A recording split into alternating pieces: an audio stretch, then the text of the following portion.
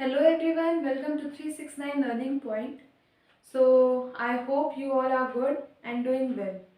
So in today's video lecture we are going to study that what is revolution. ठीक है, आज मैं आपको रिवॉल्यूशन के बारे में सब कुछ बता दूंगी और ये चैप्टर बहुत ही छोटा सा है, सो कुछ वीडियो लेक्चर्स में चैप्टर कंप्लीट हो गया।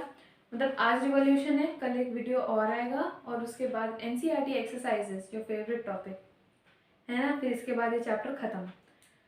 सो let us don't waste the time and start our new topic which is revolution. पिछले वीडियो में हम लोगों ने क्या पढ़ा था, that how days and night are caused. उसके पहले वीडियो में दैट व्हाट इज रोटेशन, और आज हम पढ़ेंगे रिवॉल्यूशन। रोटेशन और रिवॉल्यूशन दोनों ही हमारे अर्थ के मूवमेंट है, यानी मोशन है। हमारी अर्थ दो टाइप में मोशन करती है, first one is rotation and the second one is revolution. So revolution क्या होता है, जब हमारी ऑब्जेक्ट, कोई भी ऑब्जेक्ट है, अगर वो किसी ऑब्जेक्ट के अराउंड एक फिक्स्ड ऑर्बिट पे रिवॉल्व करता है, घूमता है, चक्कर काटता है, this one is known as revolution. कैसे, हमारी अर्थ जो है, ये सन है हमारा, हमारी अर्थ सन के चारों ओर एक फिक्स्ड ऑर्बिट पर चक्कर काटती है। ये हमारी अर्थ है, यहाँ पर, यहाँ से हमारी अर्थ पूरे सन के चारों ओर चक्कर काटती है एक फिक्स्ड ऑर्बिट पर। सो इस टाइप के मोशन को हम लोग क्या कहते हैं, रिवॉल्यूशन। ठीक, और जो हमारी अर्थ है वो सन के अराउंड भी चक्कर काटती है और खुद की एक्सिस पर भी चक्कर काटती है। इसका मतलब हमारी अर्थ जो है वो हमेशा दोनों मोशन साथ में करती रहती है। मतलब ये एक्सिस हो गई, ये हमारी अर्थ हो गई, ये अपने मोशन पे ऐसे घूम रही है, मतलब ऐसे अपने एरिया में घूम रही है, ऐसे समझो। ये हमारी अर्थ है, मान लो सर्कल होती है वो, मतलब जियोइड शेप, स्फेरिकल शेप में होती है। सो यहाँ पे हमारी अर्थ है, ये सन है, मान लो मैं सन हूँ, तो वो अपनी जगह पे ऐसे ऐसे रोटेट करेगी ना, वो रोटेशन कर रही है अपनी एक्सिस पे, और साथ ही साथ ऐसे करते करते ना वो पूरे अर्थ के आसपास, सन के आसपास पूरा रिवॉल्यूशन भी कर रही है। तो अपना वो रोटेशन रिवॉल्यूशन साथ में करती है। ठीक है, अब रोटेशन का पीरियड, रिवॉल्यूशन का पीरियड कितना होता है, टाइम पीरियड, कितने टाइम में अर्थ अपना पूरा सन के अराउंड एक चक्कर कंप्लीट कर लेती है। So it is of 365 days and 6 hours. इतने टाइम पर ये अपना अर्थ कंप्लीट कर लेती है, एक चक्कर पूरा सन के अराउंड, यानी कि अपना एक रिवॉल्यूशन। ये हमारे एक साल के बराबर होता है ना। एक साल में हम, एक साल में अर्थ जो है, मान लो इस जगह से उसने शुरू किया सन का चक्कर लगाना, तो पूरा वो चक्कर लगाकर इस जगह पर वापस आ जाती है कितने डेज में, कितने टाइम में, 365 days and 1/4 that is 6 hours. इसको याद रखना, ये 1/4 6 आवर्स को रिप्रेजेंट करता है। पर हमसे अगर कोई पूछता है कि एक साल में कितने दिन होते हैं, तो हम लोग सिर्फ 365 डेज बताते हैं, इसलिए क्योंकि बताने में आसानी है। अब आपसे पूछे कि कोई कि कितने कितने दिनों का हमारा एक साल होता है, तो आप लोग को किया कितने टाइम का हमारा एक साल होता है, तो आप लोग कहोगे कि 365 डेज और 6 आवर्स। तो ये बताने में थोड़ा इनकन्वीनियंट लगता है, इसी वजह से हम लोग 365 डेज ही सिर्फ बोलते हैं।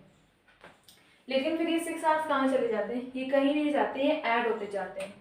जैसे कि मान लो 1996 था, ठीक है, 1996 उसके 365 डेज कंप्लीट हो गए, प्लस ये 6 आवर्स रह गए, तो हम ये 1996 का मान लेते हैं, ये 6 आवर्स रह गए।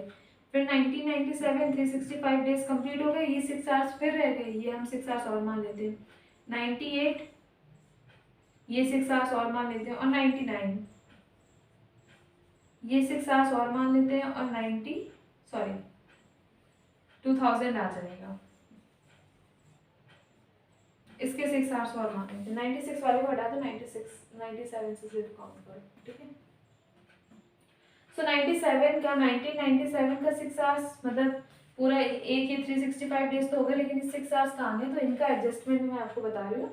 6 आवर्स ये हो गए, 98 के 6 आवर्स, 99 के 6 आवर्स, और ये 2000 के 6 आवर्स हो गए। 2000 हमारा क्या होगा, लीप ईयर होता है। तो इन सब को, अब वो लीप ईयर कैसे बना है, इसका भी आंसर आपको मिल जाएगा। इन सब 6 आवर्स को हम ऐड कर देंगे अगर, तो आंसर आ जाता है 24 which is equal to 1 day. तो हमारे टोटल डेज अब कितने हो गए, 366। यहाँ से फिर हमारा ये 2000 लीप ईयर बन जाता है, ठीक है।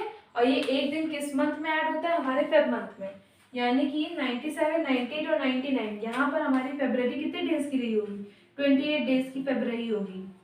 लेकिन यहाँ पर 2000 में क्या हो गया, ये लीप ईयर है तो एक दिन बढ़ जाएगा, 29 डेज की यहाँ पे हमारी फेब्रवरी हो जाएगी, ठीक है। समझ में आया आप लोगों को? ये 6 आवर्स हम अपनी कन्वीनियंस के लिए नहीं बोलते हैं, लेकिन वो सारे ऐड होते जाते हैं। तो वो जब लीप ईयर आता है 4 साल बाद, यानी 4 साल का टाइम लगेगा उसको, 4 साल बाद ही चौथे साल पर आते हैं। तो उसको क्यों लगता है टाइम, क्योंकि 6 ये 4 बार अगर हम 6 ऐड करेंगे तो हमारा 24 बनेगा, which is equal to a day.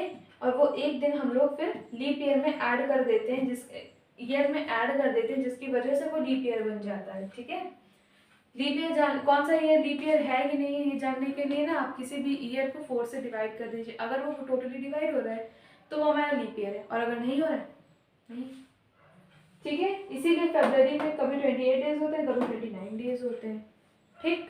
आप लोग पता करो, जिस सन में भी आप लोग ये वीडियो देख रहे हो, 6 पढ़ रहे हो, उस सन में मतलब उस ईयर में ये आपका ये ईयर लीप ईयर है या नहीं है, ठीक। मैं तो 2021 में बना रही हूँ, तो है ही नहीं, ठीक है। अब आप लोगों को समझ में आ गया होगा। अच्छा, एक और चीज़ है, हमारी जो अर्थ का रिवॉल्यूशन करती है सन के अराउंड, वो कौन सा पथ होता है, वो एक फिक्स्ड ऑर्बिट पे होता है। तो उसका शेप क्या होता है, वो एलिप्टिकल शेप होता है। पहले मैं आपको बताना भूल गई थी, अब याद रखिएगा, वो एक एलिप्टिकल शेप होता है। आज के लिए बस इतना ही रखेंगे। नेक्स्ट वीडियो में हम लोग पढ़ेंगे कि सीजन्स कैसे चेंज होते हैं, मतलब अभी ठंडी है, बाद में गर्मी आ जाएगी, ऑटम आ जाता है, स्प्रिंग आ जाता है। ये कैसे चेंज होता है। If you want to get the answer of this question, then you have to wait for the next video. Till then, stay tuned. Thanks for watching the video.